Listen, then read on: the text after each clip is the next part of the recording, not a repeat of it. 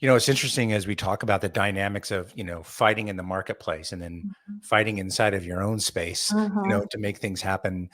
One very, very big trend that is still continuing is the fact that the CMO technology budget Yeah. rivals, if not surpasses, that of the CIO.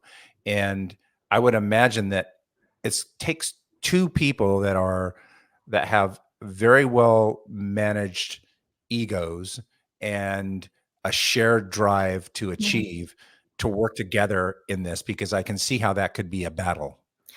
Absolutely. And it shouldn't be a battle. Mm. And frankly, I don't think marketing should probably be spending quite as much on the tech stack. I think you should be using the tools you need to do the job you need done. Mhm. What I have found often is coming into roles, um, there will be very robust enterprise class um, tech stacks that no one on the marketing team knows how to use. Mhm. Right, and that that only a fraction of the functionality is being leveraged. And so I think I'm of the opinion that you should be very careful in how you use technology. And believe me, I am a strong supporter of technology, and Mhm. I want to use technology to be more efficient, to deliver a better customer experience, and to make sure that there is integration throughout the company. And as it relates to the CIO or the other, whatever tech teams you're working with, I mean, you have to be in lockstep and absolutely attached at the hip to make sure that the data is flowing appropriately across all the systems. Otherwise, you can have the best tech stack in the world, but you're gonna be pouring money down the garbage because it's not talking anything else. That's So right. And you're not also getting the insights that you need to make no, good decisions, right? no, absolutely not. So I mean, I think that interesting. Like that's one of the things that we have really spent a lot of time rethinking at C2FO, which is how do we get, frankly, with a lot of your help, how do we get these systems to talk to each other?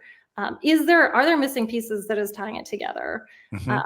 and then specifically to the marketing tech stack, we have gotten rid of some of the very expensive and very poorly leveraged tools that we had Mhm. to in a way that makes us more efficient and makes things work better for us. Yeah, that paring down is really an important task that's almost just like a spring clean that Mhm. needs to happen on the regular. But I know for you and for a lot of people, we're not always there on the day one that the organization was Yeah. created.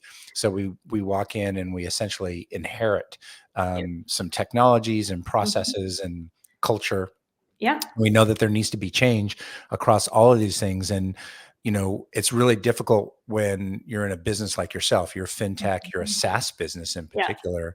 And so your core technology grew over time and Yeah. things got bolted on. By the time you get there, it's kind of a Frankenstein of technology Yeah. that you're trying to now fight that battle as well. Like, how do you affect change? And That's you right. really have to pick your battles, don't you? Yeah, absolutely. I mean, for one thing, I mean, as everyone knows, marketing budgets have come under increasing pressure, and so how do we best leverage the dollars that we have, and are there opportunities to make those dollars go further is really important. And I came into C2FO, I think at a really opportune time because there were other leaders that were also joining at the same time. So we were able to look at things through the lens of what's the best way to do this, not how have we always done it. And so Yeah. it's a lot easier, right? To be able to come in with fresh eyes and say, okay, I get it. This is Yeah. what we have, but this is not the best way to do things. Yeah, when you have an appetite for change, Mhm. it turns everything on its ear and things become possible. Yeah. Yeah, absolutely. And we've made huge strides. I mean, honestly, when I started this company, and again, a lot of these people have moved on, but we had very distinct silos. Marketing was only focused on the top of the funnel. Mhm. And then marketing stopped. And literally there was like this hard cutoff that then transitioned into the product.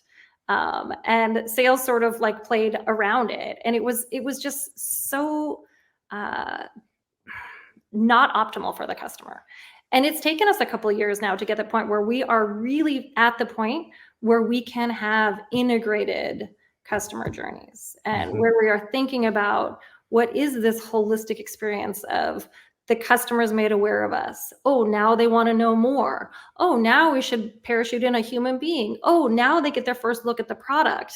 And Right. but they don't know that they're moving from one function to the next. They just know the delight of being able to do what we need them to do. That's right.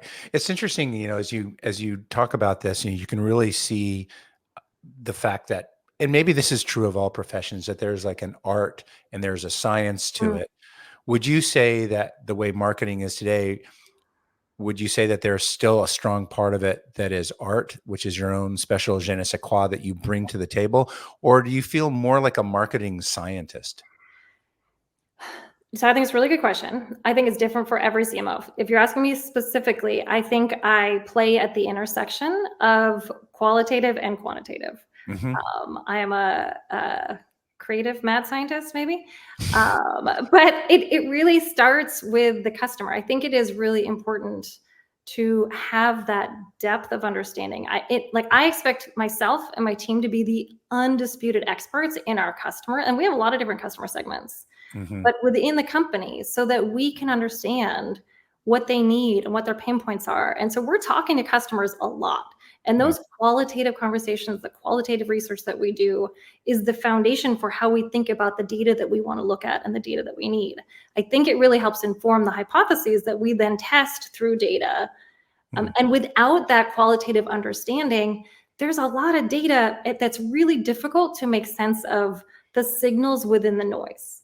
Hmm. You You don't, if you're sound a not lot like a data scientist right now, to be perfectly I'm not. I wish I were. I mean, actually, like my life would probably be a little easier if I were. But it is that intersection that is so. That's where the magic happens.